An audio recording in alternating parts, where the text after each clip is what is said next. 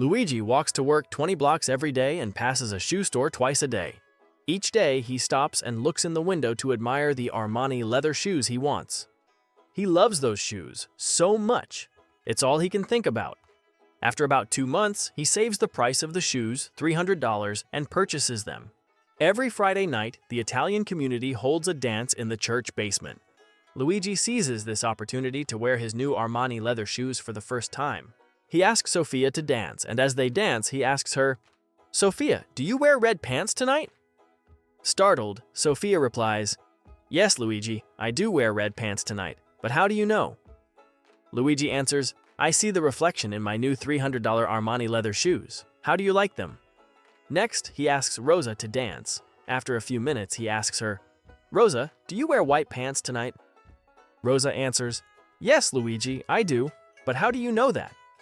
He replies, "I see the reflection in my new $300 Armani leather shoes. How do you like them?"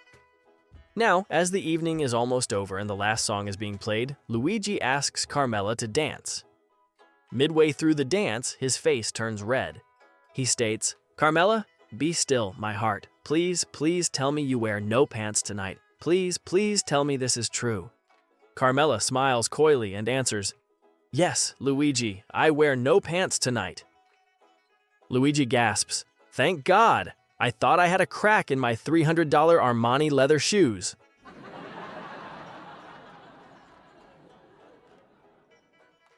Larry, an avid hunter from Mississippi, walked into the local bar one evening and bragged to everyone about his hunting skills. Larry was undoubtedly a good shot, something all the locals knew. However, on this evening, there was a hunter from out of state in the bar. He told Larry, "If you're such a good hunter, why don't you prove it?" Larry swigged his beer and said, "You're on. Put a blindfold on me and I will still be able to recognize any animal's skin and tell you how it was killed. For every animal I get right, you buy me another beer. Deal?" The other hunter thought, there's no way Larry could pull this off, so he agreed to the bet. A small crowd gathered around, all excited to see how this would turn out. The bartender put a blindfold on Larry and made sure that it was secure. Then they walked him over to his first animal skin. After feeling it for a few moments, he announced, "Bear, shot with a .308 rifle." The bar patrons gasped. He was right. He was handed a glass of beer, which he downed straight away. Through the night, he proved his skills again and again, every time earning another round of drinks. Finally, he staggered home, drunk out of his mind, and went to sleep. The next morning, he got up and saw in the mirror that he had one hell of a shiner. He said to his wife, "I know I was drunk last night, but not drunk enough to get in a fight and not remember it. Where did I get this black eye?" His wife angrily replied, "I gave it to you. You got into bed, put your hand down my panties, fiddled around a bit, and loudly announced, 'Skunk, killed with an axe.'"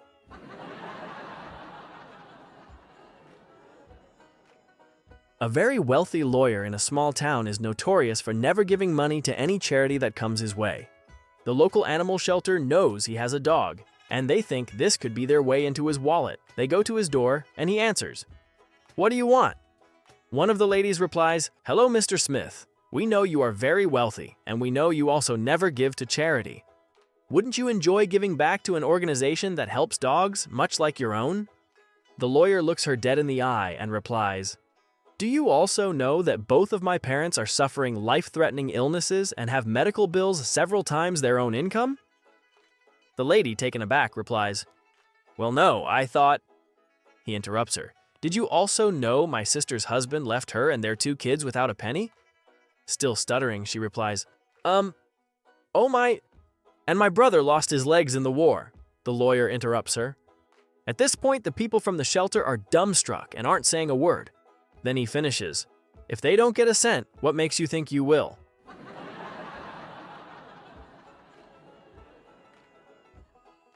Maria was a 19-year-old Mexican maid who worked for a wealthy Californian couple. She wasn't well paid, and one day she asked her boss for a pay rise. Her boss was annoyed and asked, "Now, Maria, why do you want a pay increase?" Maria said, "Well, Senora, there are 3 reasons why I want an increase. The first is that I iron better than you." The wife looked at her in shock and asked, "Who said you iron better than me?" "Your husband did," Maria replied. "Oh," the wife said satisfactorily. Maria continued, The second reason is that I am a better cook than you." The wife said angrily, "Nonsense! Who said you were a better cook than me?" Maria said, "Your husband did." "Oh." Maria added, "My third reason is that I am a better lover than you." The wife, now really furious, asked, "Did my husband say that as well?" "No, Senora," Maria replied. "The gardener did." The wife paused, then asked, "So, how much do you want?"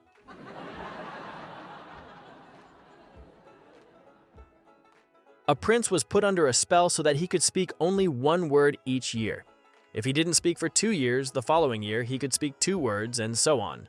One day he fell in love with a beautiful lady. He refrained from speaking for 2 whole years so he could call her "my darling." But then he wanted to tell her he loved her, so he waited 3 more years. At the end of the 5 years, he wanted to ask her to marry him, so he waited another 4 years. Finally, as the 9th year of silence ended, he led the lady to the most romantic place in the kingdom and said, "My darling, I love you. Will you marry me?" And the lady said, "Pardon?"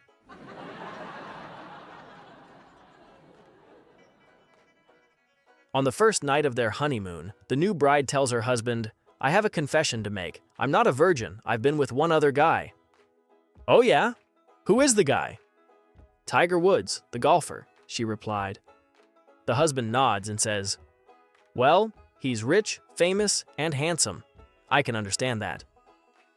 The couple then makes passionate love. When they finish, the husband gets up and walks to the telephone. "What are you doing?" asks the wife. "I'm hungry. I'm calling room service." "Tiger wouldn't do that," the wife says. "Oh yeah? What would Tiger Woods do?" "He would come back to bed and do it a second time." The husband drops the phone and makes love to his wife a second time. When they finish, he goes back to the phone. "What are you doing now?" she asks. The man replies, "I'm still hungry, so I'm going to ring room service for some food." "Tiger wouldn't do that." "Oh yeah? What would Tiger do?" "He'd come back to bed and do it one more time." The husband puts the phone down and heads back to bed. Exhausted after the 3rd lovemaking session, he shuffles back to the phone and starts to dial. "Are you calling room service?" the wife asks. The man replies, "No, I'm calling Tiger Woods to find out what's the par for this damn hole."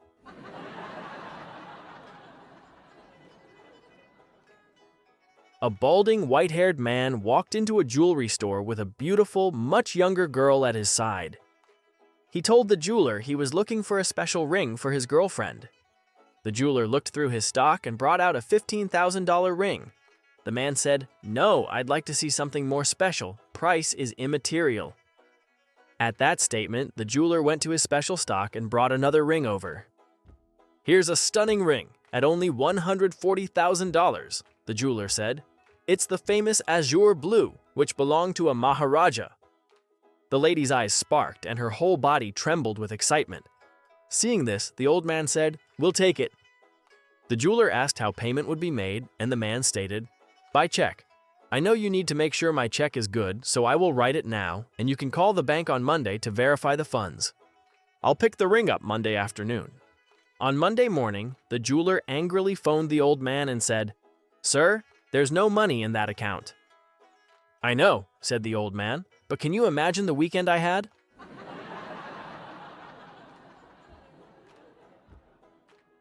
After having dug to a depth of 10 feet last year, British scientists found traces of copper wire dating back 200 years and came to the conclusion that their ancestors already had a telephone network more than 150 years ago.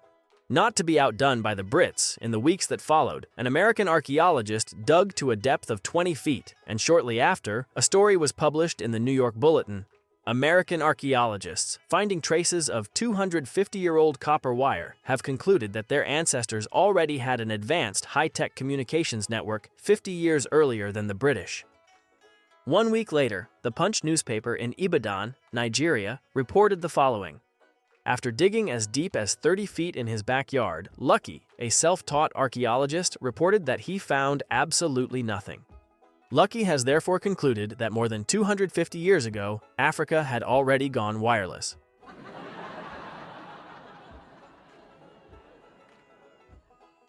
The nun teaching Sunday school was speaking to her class one morning, and she asked the question, When you die and go to heaven, which part of your body goes first? Susie raised her hand and said, I think it's your hands. Why do you think it's your hands, Susie? The nun asked. Because when you pray, you hold your hands together in front of you, and God just takes your hands first. What a wonderful answer, the nun said. Little Johnny raised his hand and said, Sister, I think it's your feet. The nun looked at him with the strangest look on her face. Now, Johnny, why do you think it would be your feet? Little Johnny said, Well, I walked into Mommy and Daddy's bedroom the other night.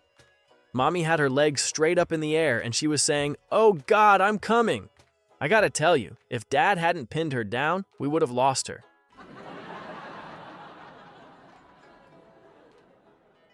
One day, a wife came home early and found her husband in their bedroom making love to a very attractive young woman. Naturally, she was very upset. You are a disrespectful pig, she cried. How dare you do this to me? I'm a faithful wife, the mother of your children. I'm leaving you. I want a divorce right away. The husband replied, Hang on just a minute, love, so at least I can tell you what happened. Go ahead, she sobbed, but they'll be the last words you'll say to me. So, the husband began. Well, I was getting into the car to drive home, and this young lady here asked me for a lift. She looked so down and out and defenseless that I took pity on her and let her into the car. I noticed that she was very thin, not well dressed, and very dirty. She told me that she hadn't eaten for 3 days, so in my compassion, I brought her home and warmed up the enchiladas I made for you last night, the ones you wouldn't eat because you're afraid you'll put on weight. The poor thing devoured them in moments.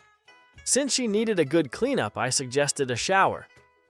While she was doing that, I noticed her clothes were dirty and full of holes, so I threw them away. Then, as she needed clothes, I gave her the designer jeans that you have had for a few years but don't wear because you say they are too tight. I also gave her the underwear that was your anniversary present, which you don't wear because I don't have good taste. I found the sexy blouse my sister gave you for Christmas that you don't wear just to annoy her, and I also donated those boots you bought at the expensive boutique and don't wear because someone at work has the same pair. The husband took a quick breath and continued. She was so grateful for my understanding and help that as I walked her to the door, she turned to me with tears in her eyes and asked, Do you have anything else that your wife doesn't use?